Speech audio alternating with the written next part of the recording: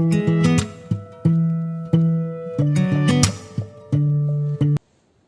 Students अब हम बात करते हैं पार्ट 3 के क्वेश्चन नंबर सेकंड की।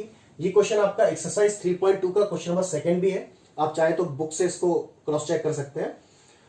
इस क्वेश्चन में आपको बोला गया है कि on comparing ratios a1/a2, b1/b2, c1/c2 find out whether the lines representing the following pair of linear equation intersect at a point are parallel or coincident। तो आपको बताना है कि जो लाइंस होंगी आपकी वो आपकी इंटरसेक्ट करेंगी कि पैरेलल होंगी या कोइंसिडेंट होंगी। अगर आपने इसका पार्ट 2 नहीं देखा है तो आप पहले पार्ट 2 देखिए, क्योंकि मैंने उसमें सब कुछ एक्सप्लेन किया है कि लाइंस आपकी कब इंटरसेक्ट करती हैं, कब पैरेलल होती हैं और कब कोइंसिडेंट होती हैं। ठीक है, चलिए इस क्वेश्चन में अपन आगे बढ़ते हैं। सबसे पहले आप इस क्वेश्चन में a1, b1, c1, a2, b2, c2 की वैल्यू फाइंड करेंगे। आपको मैं पहले ही बता चुका हूं, एक बार फिर से बता देता हूं। जैसे कि आपके पास दो इक्वेशंस दी हुई है, एक इक्वेशन आपके पास ऊपर वाली, एक इक्वेशन आपके पास ये रही। तो देखिए a1 की वैल्यू क्या होगी आपकी, जो x के साथ ऊपर लिखा होता है फर्स्ट इक्वेशन में उसको आप क्या कहते हैं a1, जो y के साथ लिखा होता है उसको आप क्या कहते हैं b1, और जो अकेला लिखा होता है उसको आप क्या बोलते हैं c1। इसी तरीके से a2 क्या होगा आपका, जो नीचे वाली इक्वेशन में a के साथ लिखा हुआ, x के साथ लिखा हुआ है वो आपका a2 हो जाएगा, जो y के साथ लिखा हुआ है वो आपका b2 हो जाएगा, और जो आपका अकेला लिखा हुआ है वो क्या हो जाएगा आपका C2 हो जाएगा। इसकी स्टैंडर्ड इक्वेशन होती है, मैं आपको बता देता हूं, a1x plus b1y plus c1 equal to 0। इसी तरीके से a2x plus b2y plus c2 equal to 0। अब आप इस इक्वेशन से इसको कंपेयर कर सकते हैं, है ना, कि x के साथ जो लिखा है उसको a1, y के साथ जो लिखा है उसको b1, अकेला जो लिखा है उसको c1 बोलते हैं। क्लियर है? तो अब देखिए, अब आप निकालेंगे कि आपका a1/a2 क्या होगा। तो जब आप a1/a2 निकालेंगे तो आपका ये आएगा 5/7।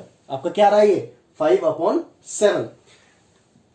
फिर आप b1/b2 फाइंड करेंगे तो आप देखेंगे b1/b2 आपका आ रहा है -4/6। ये भी कैंसिल आउट हो जाएगा। देखिए 2 2 4, 2 3 6, तो आपका ये आ रहा है -2/3। समझ में आया आपको? तो आपका a1/2 आ रहा है, a1/a2 आ रहा है 5/7 और b1/b2 आ रहा है -2/3। अगर मैं आपसे पूछूं क्या मेरा a1/a2 और b1/b2 आपस में बराबर है, तो आप बोलेंगे नहीं, क्योंकि ये 5/7 है, ये -2/3 है। इसका मतलब ये है कि a1/a2 बराबर नहीं है किसके, b1/b2 के। क्लियर है? जैसा कि हमको यहां से पता पड़ रहा है कि a1/a2 और b1/b2 आपस में बराबर नहीं है। तो जब ऐसी कंडीशन आती है कि a1/a2 और b1/b2 आपस में बराबर नहीं होते हैं तो उसको हम बोलते हैं इंटरसेक्टिंग लाइंस। क्या बोलते हैं उसको हम? Intersecting lines. लाइंस क्या करेंगे आपस में? इंटरसेक्ट करेंगे। इसके साथ मैं आपको दो चीजें और बता देता हूं कि अगर इंटरसेक्टिंग लाइंस होंगी तो हम उसको ये भी बोलेंगे कि हमारा सिस्टम कैसा है, कंसिस्टेंट है ना। इक्वेशन कैसी है हमारी? कंसिस्टेंट है ना।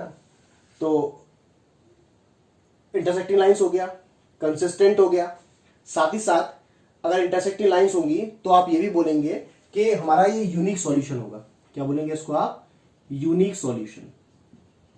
यूनिक सॉल्यूशन, या आप इसको वन सॉल्यूशन भी बोल सकते हैं ना, इसको आप वन सॉल्यूशन भी बोल सकते हैं। तो देखिए तीन चीजें हो गई कि अगर a1/a2 is not equal to b1/b2 आता है तो पहली चीज आपकी इंटरसेक्टिंग लाइंस होगी। आप इसको कंसिस्टेंट भी बोल सकते हैं, आप इसको यूनिक सॉल्यूशन और वन सॉल्यूशन भी बोल सकते हैं, और डिपेंड करता है क्वेश्चन में आपसे क्या पूछा गया है। इस क्वेश्चन में आपसे पूछा गया है कि इंटरसेक्टिंग होगी, पैरेलल होगी, कोइंसिडेंट होगी, तो आपने बता दिया कि इंटरसेक्टिंग होगी। वही अगर क्वेश्चन आपसे पूछा जाता कि कंसिस्टेंट होगी कि इनकंसिस्टेंट होगी तो आप बता देते ये क्या है, कंसिस्टेंट है। क्लियर है? चलिए अब सेकेंड क्वेश्चन को देखते हैं। तो अगर इसमें मैं बोलूं a1 क्या होगा तो आप इजीली बता सकते हैं a1 9 है, b1 क्या होगा आपका 3 और c1 क्या होगा आपका 12। इसी तरीके से अगर मैं बोलूं a2 क्या है तो आप इजीली बता देंगे 18, b2 कितना होगा 6 और c2 कितना होगा आपका 24, है ना। अब आप क्या करेंगे, पहले आप a1/a2 की वैल्यू निकालेंगे तो ये आपका आएगा 9/18। तो 9 1 9, 9 2 18, तो कितना गया ये 1/2। फिर आप अगर b1/b2 निकालेंगे तो ये आपका आएगा 3/6, तो 3 1 3, 3 2 6, तो ये भी कितना आ रहा है 1/2। जब आप अपना c1/c2 निकालेंगे तो ये आपका आएगा 12/24। तो दिस इज 12 1 12, 12 2 24, ये भी कितना आ गया आपका 1/2। तो आप देखेंगे कि A1/A2 भी 1/2 है, B1/B2 भी 1/2 है, और C1/C2 भी क्या है आपका 1/2 है। ये तीनों ही क्या है आपके 1/2 है। इसका मतलब क्या है कि A1/A2 ये किसके बराबर है, B1/B2 के, ये किसके बराबर है, C1/C2 के। क्लियर है। तो जब A1/A2 बराबर हो B1/B2 के और वो बराबर हो C1/C2 के, तब हम बोलते हैं कि ये क्या होता है, कोइंसिडेंट। लाइंस कैसी होंगी हमारी, कोइंसिडेंट लाइन होगी। क्लियर है। और साथ ही साथ हम ये भी बोलेंगे कि ये कंसिस्टेंट होगा, है ना, क्या बोलेंगे आप इसको, कि ये कंसिस्टेंट होगा। क्लियर है। और आप बोलेंगे कि ये इनफाइनाइटली मैनी सॉल्यूशंस होगा। क्या बोलेंगे, इनफाइनाइटली मैनी सॉल्यूशंस। तो तीन चीजें हो गई आपकी, क्या क्या, कि अगर A1/A2 बराबर B1/B2 बराबर C1/C2 आता है तो तीन चीजें आइडेंटिफाई होती हैं कि हमारी इक्वेशंस कैसी, लाइंस कैसी होंगी, कोइंसिडेंट लाइंस होंगी, इक्वेशन कैसी होगी, कंसिस्टेंट होगी, और सॉल्यूशन कैसा होगा इसका, इनफाइनाइटली मैनी सॉल्यूशन होगा। क्लियर है, समझ में आ रहा होगा आपको। चलिए इसका पार्ट थर्ड देखते हैं। अब तो आपको बहुत अच्छे समझ में आ रहा होगा कि A1 की वैल्यू देखो आपने तुरंत कितना बता दिया, 6, B1 की वैल्यू कितनी हो गई, -3, और C1 की वैल्यू कितनी हो गई, 10, है ना। आप इसी तरीके से देखेंगे तो A2 की वैल्यू कितनी हो जाएगी आपकी 2, B2 की वैल्यू कितनी हो जाएगी -y, और C2 की वैल्यू कितनी हो जाएगी 9। इजी। फिर आप क्या करेंगे, A1/A2 फाइंड करेंगे, A1/A2 फाइंड करेंगे तो 6/2 आता है। B1/B2 फाइंड करेंगे तो ये आएगा, सॉरी ये y नहीं होगा यहाँ पे, ये -1 होगा, है ना।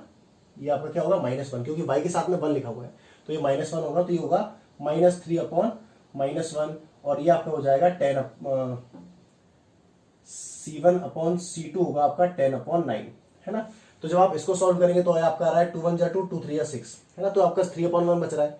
माइनस से माइनस कैंसिल कर देंगे तो ये भी कितना बचेगा, 3/1 बचेगा, पर ये 10/9 की जगह 10/9 ही रहेगा। क्लियर है। तो आप देखेंगे कि A1/A2 ये इक्वल है किसके, B1/B2 के। क्यों, क्योंकि ये भी 3/1 है और ये भी कितना है, 3/1 है। ये माइनस था तो माइनस से माइनस क्या हो गया, कैंसिल हो गया, है ना।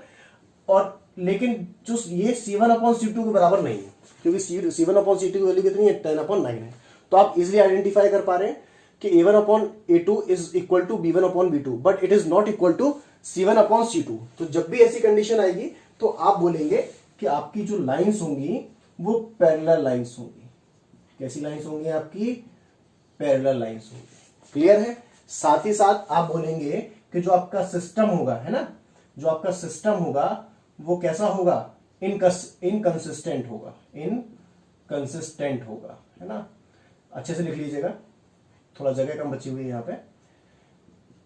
इनकंसिस्टेंट होगा सॉल्यूशन, है ना। ठीक है। तो पहली चीज हो गई कि लाइंस पैरेलल लाइंस होंगी और इनकंसिस्टेंट होंगी, और साथ ही साथ जो सॉल्यूशन होगा, इसका जो सॉल्यूशन होगा उसको आप बोलेंगे नो सॉल्यूशन। क्लियर है। सॉल्यूशन को क्या बोलेंगे आप, नो सॉल्यूशन। तो आपको देखो सब कुछ क्लियर हो गया है यहाँ पे, है ना। सारी चीजें क्लियर हो गई हैं कि कंसिस्टेंट किसको बोलते हैं, इनकंसिस्टेंट किसको बोलते हैं, intersecting lines, coincident line, no solution, है ना, unique solution, infinitely many solution, parallel line, सब क्लियर हो गया आपको यहाँ पे। तो आप अच्छे से इन चीजों को लिख लें, अच्छे से याद कर लें, और क्वेश्चन की प्रैक्टिस अच्छे से करें। जितना आप अच्छे से प्रैक्टिस करेंगे उतना ज्यादा आप इंप्रूव हो जाएंगे। ठीक है। चलिए अब मिलते हैं नेक्स्ट पार्ट पर।